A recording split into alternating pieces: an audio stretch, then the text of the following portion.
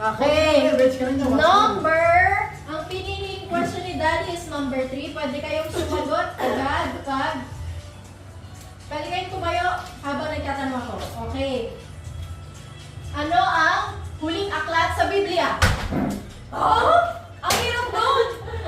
Daddy! Genesis. Mali!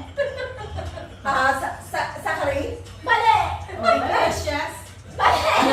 Try! Try! Yung iba nga tumatawag kahit di yan. Hindi!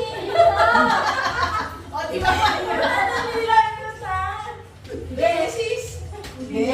Next ko na. Ang tamang sagot ay Revelation. Ang dali lang pala eh. Hirap eh. Dali lang yun ah. Ang dali yun ah. Sige, Tita Beb, pili ka number. Ikaw naman next sa pili. 23. 23. Okay? Ay, ano yun? Napulit yun. Okay lang, okay lang.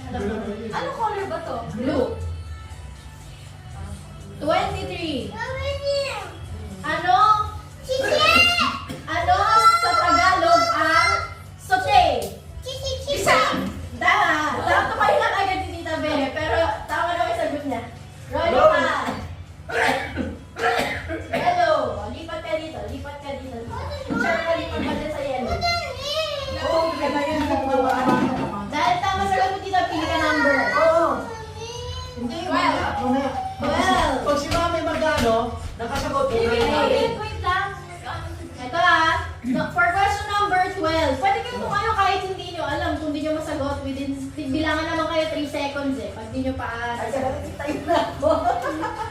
Okay, ng 5 seconds para maisip mo.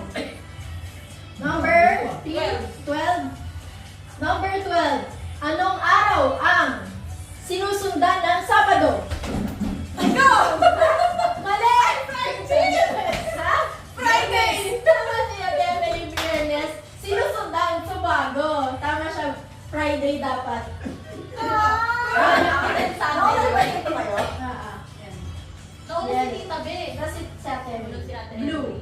Dito ka sa blue. Pag blue at red, pwedeng dalawa dyan. Pag kunyari, nag-rolyo ka, kunyari, nauna na si Tita B, nandito siya, tapos napili mo din yung number niya, kayo yung magta-tie break. Natanggal yung ano dyan, oh. Malalaman niyo, pag may nag-rolyo na gano'n.